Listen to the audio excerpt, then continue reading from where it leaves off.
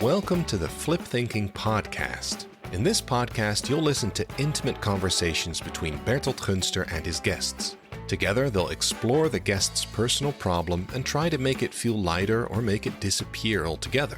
This can be achieved in different ways. Sometimes they can simply solve the problem, but more often than not, they'll find that they have to let go of expectations or views they hold about themselves. At other times, they can only observe the fact that there is a problem without judging it. And in some cases, they can flip think the problem.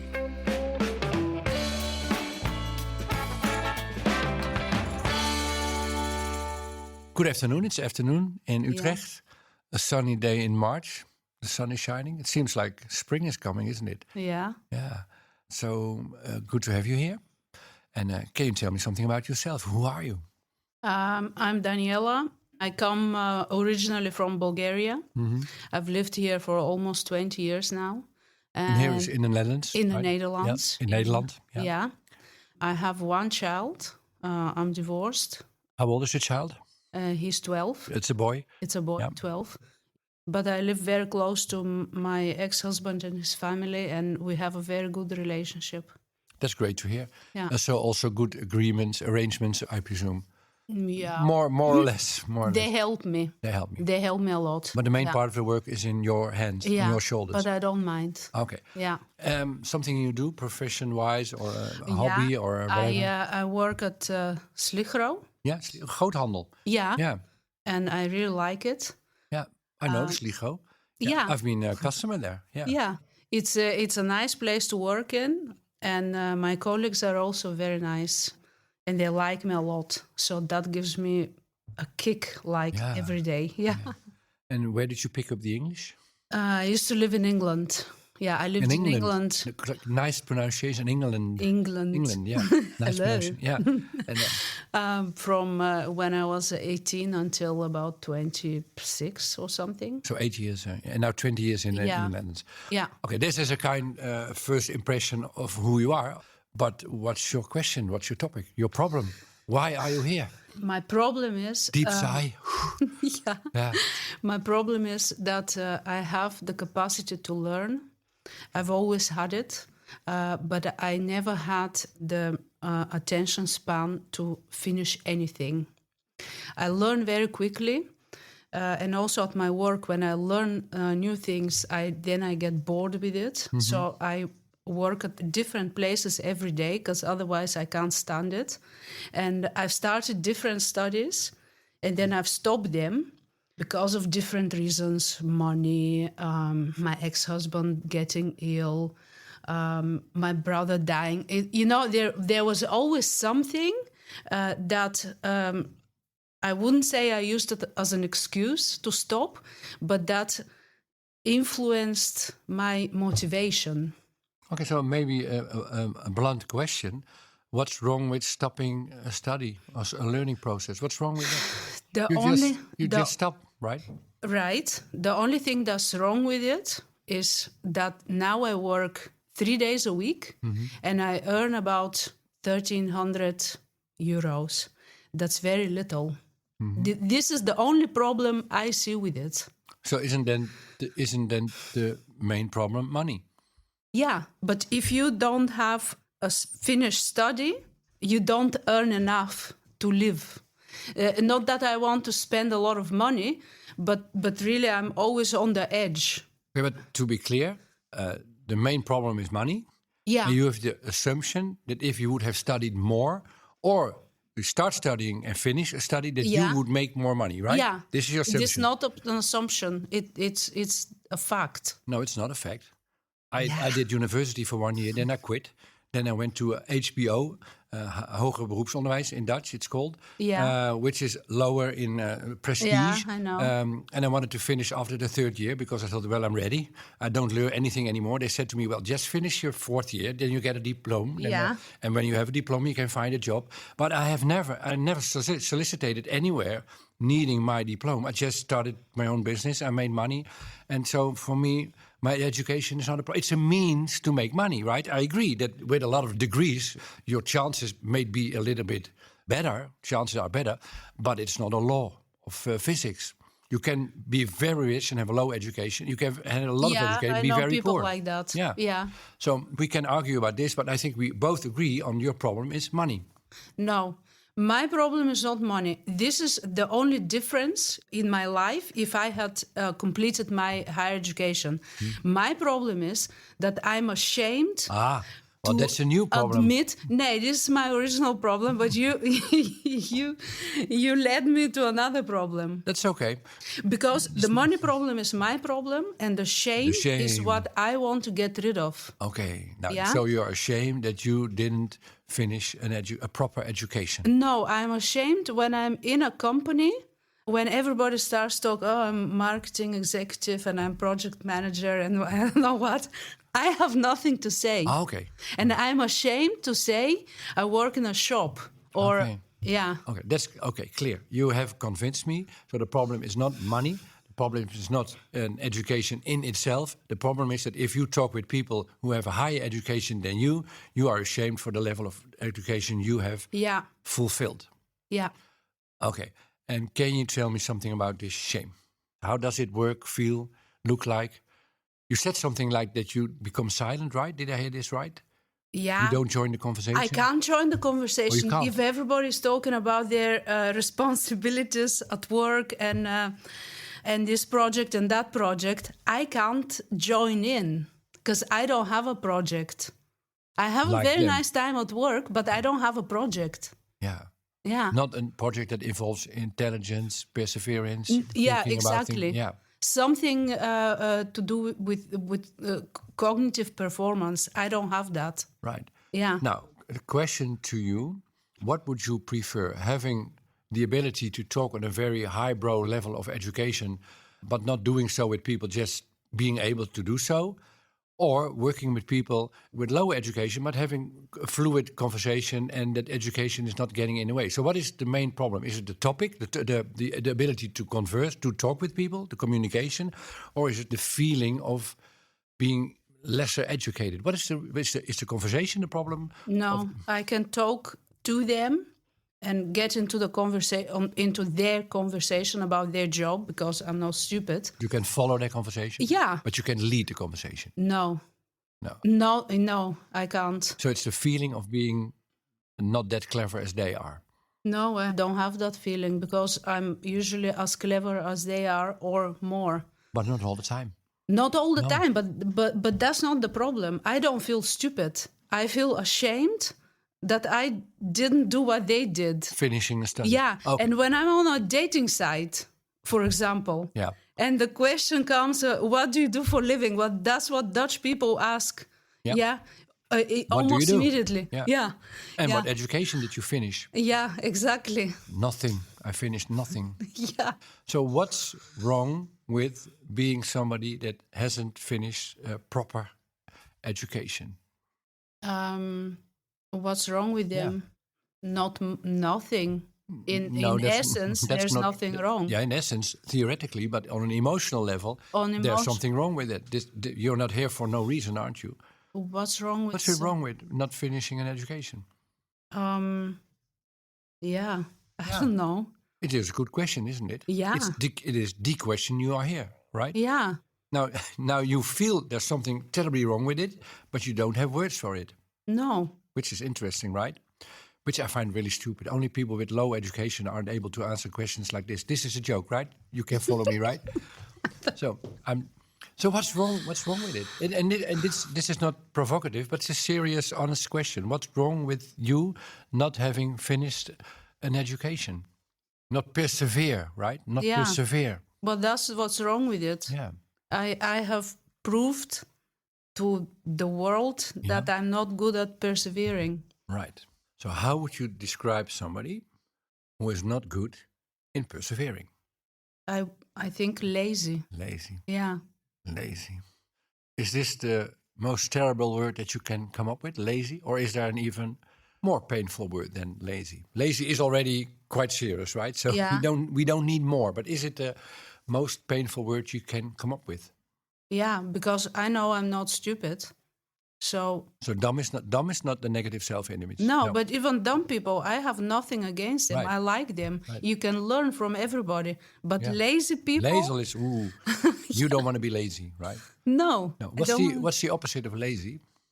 hardworking, I guess. Yeah. Yeah. Better words than hardworking, or is this already the best description? Hardworking, perseverant, right? Yeah. An audacious person. Yeah. Yeah. This is what you want to be. No, I just want to get rid of the shame.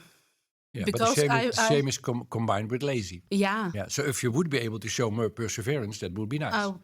I won't be lazy anymore. And then I would be able to say, yeah, I didn't finish any education, but I'm not lazy anymore. Right. I think. So just to check if we are right, if this is a right diagnosis, imagine you would leave this studio, you would leave the crime scene, leave the building, and Didi, who's doing a producer, he was producing the show, and she and I, we talked with one another, and she said, well, nice girl from Bulgaria, England, you know, great story, but she talks nice, but she's in essence, I think, a very lazy woman. Would you then feel revealed? No, it would be the truth. That's even worse. Why? Because Why? this is what you really think, what you really are, right? You really think, genuinely think that you are a lazy woman. So you wouldn't feel unveiled, you wouldn't feel seen as you think you are. Yeah. Most people would answer this question, ooh, that would hurt. No, but for you, it is a truth. Yeah. Why would the truth hurt me? Because it's a hurtful truth. Nobody wants to be lazy.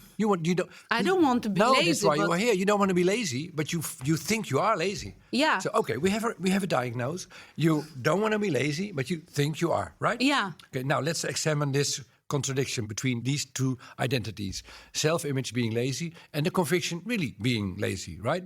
So now, question to you, and I want you to answer this question very carefully. Are you always, by definition, now and will be in the future lazy?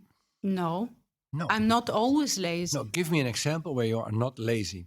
Well, I get up very early every morning, What time? 5:30, 6, Oh, without alarm. why not stay asleep? Without alarm even? Yeah, I wake up and I'm cheerful when I get up and I make coffee, I take a shower, I prepare. You wait for Max. Yeah, I wake Most children, in most times it's the other way around. The children waiting for their parents. No. Also, when he was very small, I used to wake up before him. 5:30 and I was is watching. abnormal, 5:30. Yeah. Not really lazy, right? No, but I have a lot of energy. Yeah. Yeah. And your self-image is I'm lazy. This is fun. But continue. But- You get up in the morning, you make coffee, you wake up before Max, then you take care of him, and I presume Yeah, I whatever take he care needs. of his stuff and his school things, and then I wake him up, and there's plenty of time, so I don't have to be hungry. And You're not in a hurry. no, You're friendly. You're Yeah. singing, enjoying life. I'm singing. You're singing, right? That used to annoy my ex-husband a lot. So you My annoyed. ex-husband was very annoyed by my singing. Oh, I would think it would. I don't know how you sing, but is it Eurovision Song Contest level? No, or, he doesn't like cheerfulness in the morning. Yeah. I'm talking about my wife too. She doesn't. She's very quiet in the morning too. Yeah. So I have to take a step back in the morning and just to attune with her. But it's not about me. This podcast. It's about you. So you get up in the morning, 5:30. Incredibly early, and then you take care of Max, and you sing in the morning. Are there more examples of you not being lazy? Yeah, I do my work Do you show up in time, I presume? almost Yeah, on the edge, but I show up. just in time. I'm not late. Yeah, right. You do your job. Yeah. Do you do it in a lazy way? No. No. You work. I talk a lot, but I don't hide in places to be lazy. No. Yeah. No. So you do your job. You take care of your son. You take care of yourself. Yeah. Are there more fields in your life that you are not lazy? No, that's it. These are the two fields where I'm not lazy. But do you cook? I cook every day, sometimes very often twice a day. Yeah. But I like cooking. Yeah, but you don't order food, do you? No. Which is also a sign of not being, if somebody would be lazy all the time, he or she would order food or would eat nothing. You would have to be able to pay for that. to order. Yeah.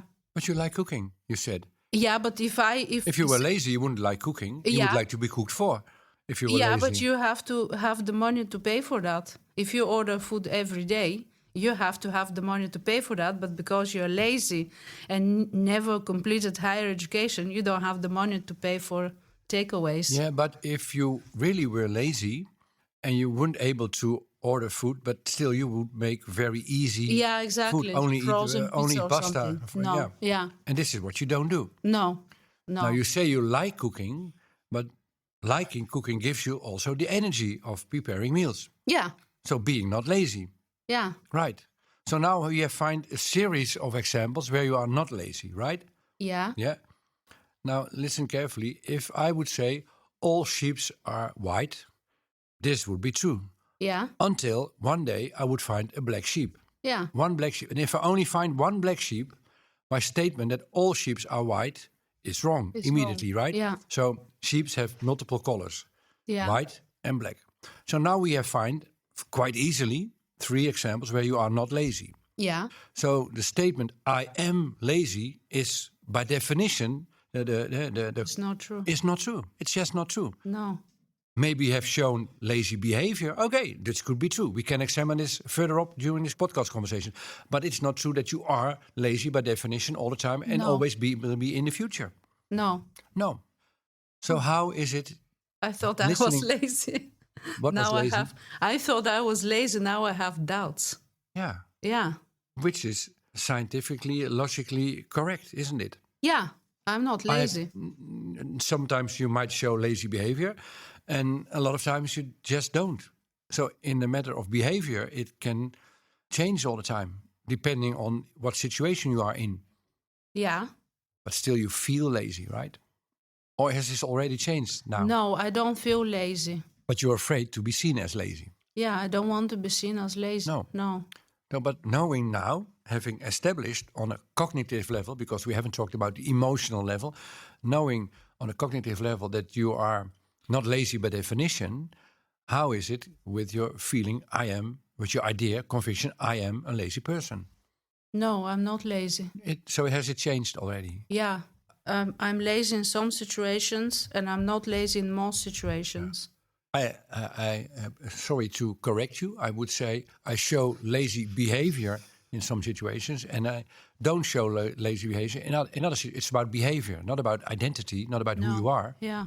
But you have drawn a conclusion out of the fact that you haven't finished a series of studies. Yeah. That I am a lazy person, instead of saying I just didn't finish a series of studies. Yeah. Maybe in doing so, you might regard this as lazy behavior. Okay, we can investigate this, but drawing the conclusion out of this that you are by definition a lazy person is a thinking mistake. Yeah. And you have acknowledged this, right? Yeah. Didn't you? Yeah, because it's one small part of who I am. Yeah. And how is it, having established the fact that you are not lazy by definition all the time, that it's not your core identity? How does this feel? It's weird. Because I've thought all my life, oh, I'm lazy because of this. I never thought I'm not lazy because of that. Yeah. Yeah. It's weird. But why not? And how is it to be in contact with this reality? Because it is your reality. I would say you have landed in reality now, as where you, until this podcast, were living in kind of a fiction fantasy world. Yeah. I am a kind of a lazy person. How is it to land in this new reality? I like it. Yeah. I don't have to blame myself. I can forgive myself for being lazy because I'm not lazy. You showed lazy behavior, but maybe these studies weren't that interesting for you. Or maybe with your husband, there were just impossibilities at that time. Maybe you had a good reason. Who cares? I have a good reason, but there are a lot of people who have completed their studies and they had very good reasons not to. Better reasons than me. You think? I think. But you're not sure? No, because it's... And do they know your reasons? No, it's subjective. Yeah. Now you are freed of this negative self-image, you could say. Yeah, I have behaved lazy, but I'm not lazy. No, thank you very much. You don't give me the impression to be lazy, to be a lazy woman at all. No, but the impression I give is always different to what's inside me. Right. It's with everybody like that. It is. And Yeah. on your side, there's this self-talk. Yeah. Don't be lazy, don't be lazy, don't be lazy. Persevere, persevere. Finish your study. Other people will regard you as lazy once they know and find out. And when I'm on a dating profile and I don't, when people see I haven't finished my studies, they will reject me. No, I'm not afraid of their rejection. No? No, they can reject me. I don't mind. It's about me. It's not about them. It's about the shame I feel when I get the question. Yeah. Yeah, but it's not a fear of rejection. I don't care. No? Yeah, no. Out of 100 people, 5 will reject me or 50. Okay. It doesn't matter. You're a strong woman. I believe you. But I don't like the shame. Listen. You're a strong woman. I believe you. You can just... So, Yeah. and I believe you. You don't, in that moment, you don't feel rejected. It's about your rejection. You reject yourself. Yeah. Right? Yeah. I think this is one of our most quick podcasts conversations ever, because I think you have really freed yourself of this negative self-image. I thought it happening just a few minutes ago. Yeah. Am I too optimistic now? No, but I'm thinking, if I'm not afraid of rejection, which I'm not, what does it matter? If they ask where do you work, what kind of education have you, it doesn't matter. No. So the worst conversation would be that you say, well, I did that and did this and I quit them all. That if they say, well, that's lazy, you think, yes, ha, ha, ha, and make a joke about it. Because, Thank you. Yeah, and that this doesn't hurt you anymore, because this is not your negative self-image anymore. No. And I think we are already there. I saw it happening just a few minutes ago. This negative self-image just flew out of the room, didn't it? I don't know why I thought for so long that this small part of my life that I didn't succeed at defines me as a lazy person. Right. Yeah. Why would I think that? Yeah. And I also regard you as very clever, if I may give you another compliment, but I'm very serious, because for a lot of people it takes a lot of time before knowing that this is a kind of negative self-image about identity, which is absurd, and really letting go of this negative self-image. And you have done this in a few moments by just force of logic thinking. Well, it was your logic. Yeah, but you could follow the logic, embrace it, and draw the right conclusion out of it. It's a stupid day, I'm lazy, let it go. And this is really, really impressive. But also because I thought... Listen, this is really... Thank you. Oh, it's okay. No. But I really think we are, strangely enough maybe for you, we are the end of this conversation, because the reason you are here has been resolved. Yeah. Can you tell in your own words or summarize where we are now and why this is a good moment to finish this conversation? Because we are at the end, at the successful end. Can you summarize in your own words? Well, I was ashamed of the work conversations because my conviction was that I'm a lazy, a lazy person because of one little aspect of my whole life that I failed at, of that I didn't complete or whatever. But it's not. It's not what defines me. Yeah, it's just not what defines me. And now it doesn't define you anymore. You are freed of this negative self-image. Yeah, right. I can just tell people where I work. And how does this feel? Oh, free, like I've been released. Yeah, like I've been released into the world. It's such a hard punishment. It's such a burden to carry day in, day out, that you're deeply regarding yourself as being lazy. It's really hard to carry this load. You don't have to do so anymore. No, because I'm not lazy. No. I just always ignore the things. Not by definition. No, I always ignore the things that don't make me hardworking, and I concentrate on the things that make me lazy. Right.